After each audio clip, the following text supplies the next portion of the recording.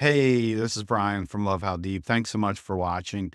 Now, this video is actually just meant for the guys today. So if you're a wife and you're watching this, you're more than welcome to stick around, but I'm really hoping to address your husbands.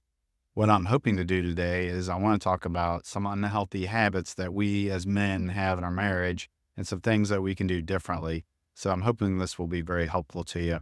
And I'm just going to jump right in. We're going to talk about unhealthy habit number one, which is avoiding emotional vulnerability. And this one, you probably already have tuned me out. Hang in there, stick around. I'm not asking you to change your personality. I don't want you to be anybody different. But what I mean by this is a lot of times we men can just not want to deal with emotions. And I would say just little by little, start to try to understand what am I feeling right now. I've had a lot of men tell me either number one, they don't know what they're feeling, they can't ever figure it out, or number two, they just feel anger. But a lot of times there's something underneath that or something that's causing that anger. And if you can find that out and then you can communicate that, your marriage will be so much healthier for it.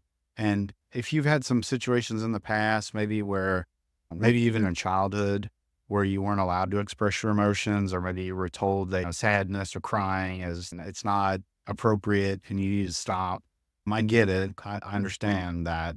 What I would encourage you to do is just have a conversation with your wife. Just say, hey, I'm not good with this emotion thing. I know it's helpful. I know it can help us connect a little bit better. So I want to start slow with this, and I want you to be gentle with me. Treat me with kindness while I try to do this thing. And again, I think if you can do that, it will help you not withdraw as much, which is another unhealthy habit that I'll talk about in a minute. But unhealthy habit number two that I want to mention is defensiveness. This is pretty classic for us men to do, and it's generally done because we're feeling criticized. And so that's for another video about how maybe women typically can watch the criticism, but what we'll end up doing is become defensive. And you can be defensive in a couple of different ways. You can do the laundry list. That's the first way. That's what I call it.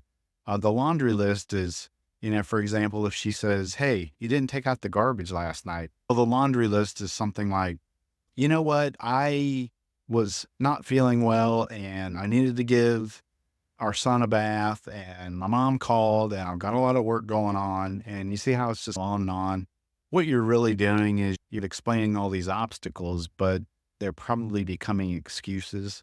The second way that you can be defensive is you can do what I call the flip. The flip is where you just say, you know what? I'm not the bad guy. You are. You know what? I didn't take out the garbage last night, but you didn't do a very good job of cleaning up the dishes. Look at all those dishes in the sink. And you see where you just basically what you're saying is, I'm not the bad guy. You are.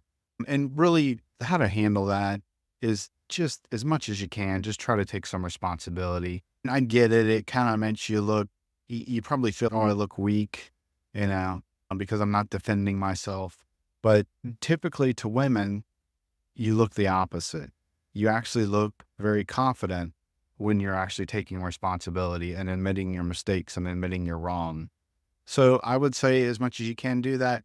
You might even want to do something that I call under promise, over deliver. So maybe when you're asked to do something like to take out the garbage, maybe you say, you know what, I'm not sure if I can get to that. I'll try. We'll see. I'm really busy right now. And then go do it. And I think you'd be amazed. I would like to hope that would be something that she would love to see. Wow, I didn't think you were going to be able to do that. I thought you were really busy. I thought there was a lot going on, but you did it. I appreciate that. So thank you so much. So again, watch the defensiveness. Unhealthy habit number three is not prioritizing time together. This is classic for us men. Typically, when I talk to guys, they want to do the lawn. They want to go out with the guys. They want to watch sports. They want to play video games. What do all those things have in common? They don't involve your wife typically. Now I get it. We need these things. Sometimes we have things to do. Sometimes we need downtime, of course, but it's all a balance. And so if you're doing too much of that, basically what you're communicating is, you're not really that important to me. And these other things are a lot more important. So if you can, intentionally carving out quality time in your relationship, can be very beneficial. And what I like to say is quality over quantity. If you don't have a lot of time, I get it during the week. There's a lot going on. Maybe you both are working, you've got kids.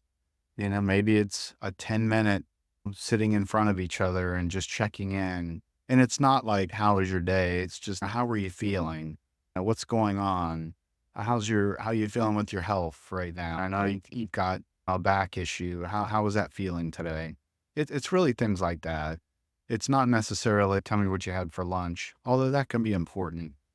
But again, quality over quantity when we talk about prioritizing intentional time with your wife. Unhealthy habit number 4, this kind of goes a little bit along with the defensiveness, but this one is taking it a step further and it's avoiding conflict, ignoring or brushing the conflict under the rug. I talk to a lot of guys and I don't really agree with this, but I get where it's coming from. They'll say something like, when my wife starts to get into an argument with me, I just put my hand up and say, we're not doing that. We're not going there. And I get it. You don't want to argue. You want peace. You want harmony. But the problem with that is if you do that real quickly, what that typically communicates is, I don't really care. I don't care how you feel. I don't care about this issue. It's not that important. It's no big deal. And you just need to get over it. And that's not what you're trying to communicate, but that's what's coming across.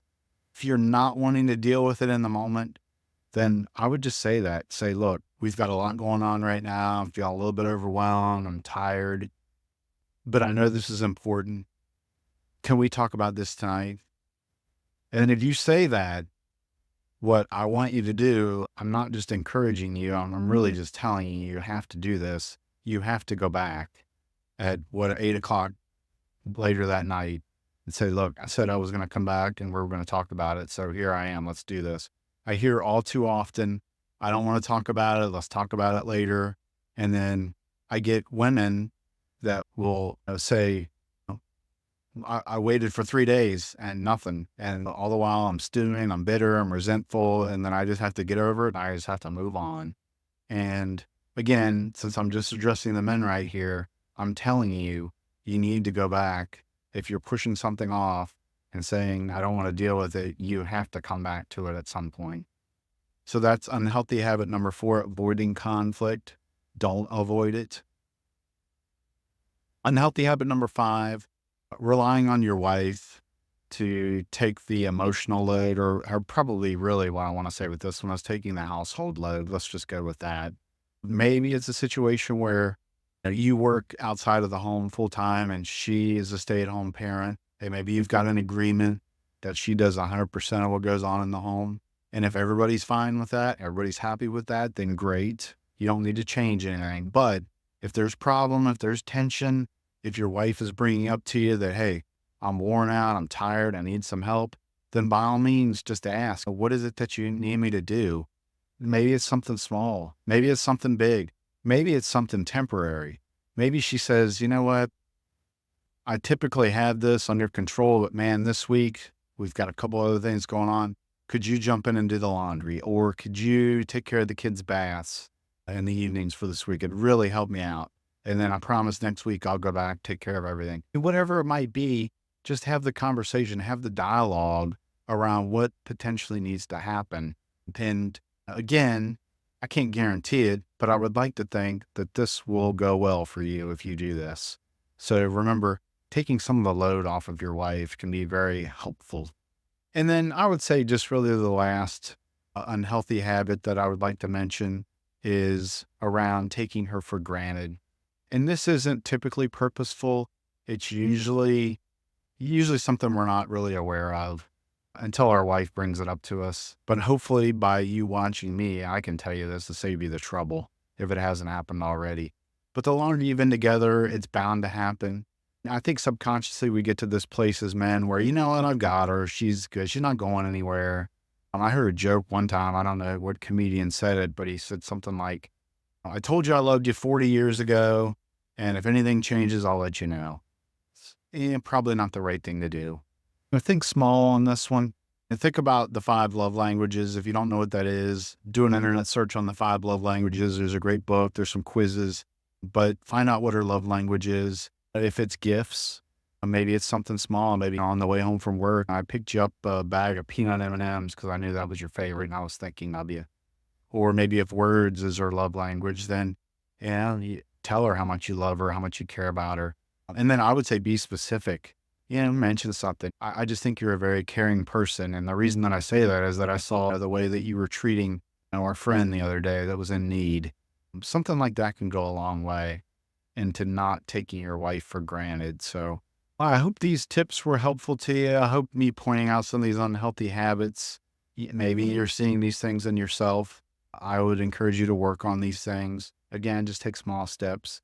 And then anywhere that you see this video, if you have a place to comment, definitely do that. Subscribe to our YouTube channel, Love How Deep. We've got a Facebook page on Love How Deep. Simply go to our website, lovehowdeep.com. Got all kinds of great marriage resources there. So check us out, stay in touch, and can't wait to talk to you next time. Take care until then.